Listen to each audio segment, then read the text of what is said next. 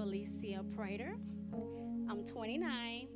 So I call my life a second chance because the journey that I went on was a second chance that I have right now.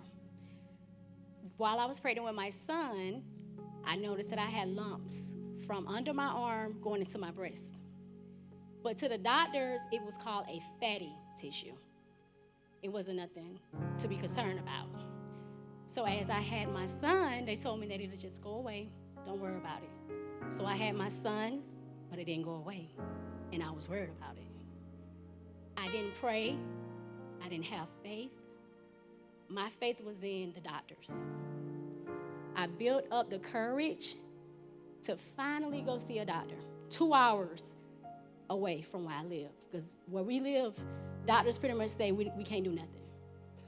So 2 hours away I drove and to this doctor that I researched, and they was like he was the best.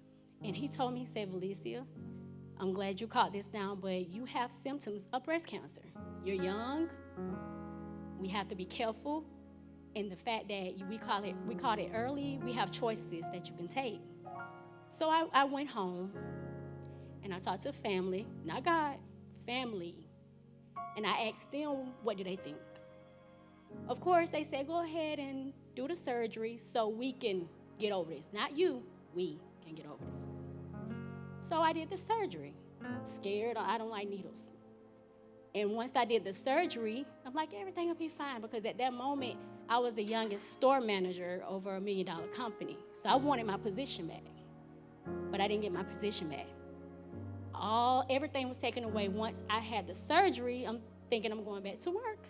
Being a mom again of not only my daughter, but my son. And maybe like 3 months later, went back to the doctor again. Now they found other tumors. So now the question is, what do you want to do? This time, I took a moment. I went home. I turned my closet into a war room.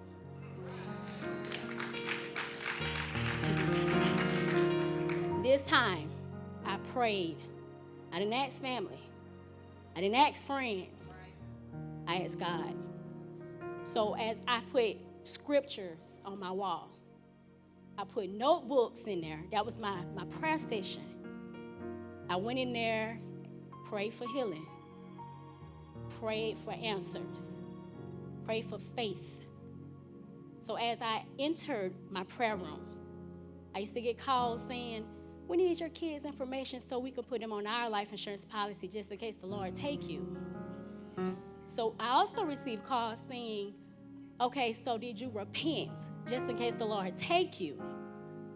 So in the midst of that, I'm like, Lord, I need you to keep me. So he brought people to my presence that showed me something that was called natural healing, which is pretty much in your mind because you believe what you tell yourself. If you tell yourself that you're sick, you're sick. If you say that you're healed, you're healed. And so as I was in my prayer closet, I'm like, Lord, I'm toting around a bag of medication with breast cancer tops. So in public, they know what it is. But all people saying is, I just feel sorry for you. You're young. You have 2 babies. Who's going to watch them? Everybody else was trying to figure out who was going to watch them if you don't make it. So as I kept going on my journey, I kept the faith, kept serving my community where we lived, started talking to younger kids, and I started noticing it's a mental health battle. I have to believe, have faith that the Lord can heal me. And I did. I started believing. I started having faith. I started pushing everybody else's opinions away. And I had a one-on-one with my doctor, and I told him that I don't want any more medication. And he was like, are you sure? I said, I'm just going to believe in the healing. I can't have any more surgeries, no more cuts, no more medicine. I'm done. And I did it for months.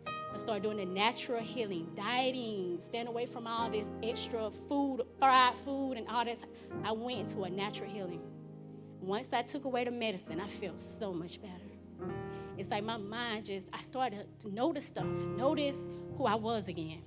The hair loss, that's okay. They made wigs for it. I glued it on top of my head and just kept going. Glued the little edges on, put my baby hair up here. We pretty. We good. My weight, that's okay. I dressed it up, still pretty. Went from 130, 180. I'm okay.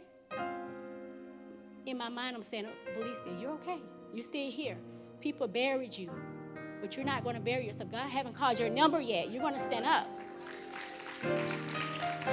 So as I kept going to the doctor, he finally did more tests, and he saw that everything was gone. Gone. Thank you.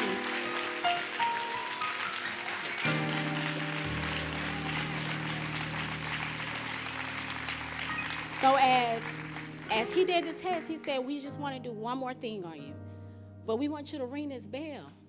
Usually when you ring this bell, you bring your family, you bring your friends, everybody rejoice. But I shocked him when I said, no, I'm bringing me and God, because this was our battle. Yeah, our battle. Family is family. I love them, but they can't save me. So this journey was between me and God. He wanted to show me that he was here. So he moved everybody out my way so he could get my attention. He moved the job, he moved the money, the material out my way to where I had nothing but faith. And that's all I needed. So as I rung that bell, I told the Lord, I said, you gave me a second chance to get it right, and I'm going to get it right. And to this day, I'm getting it right.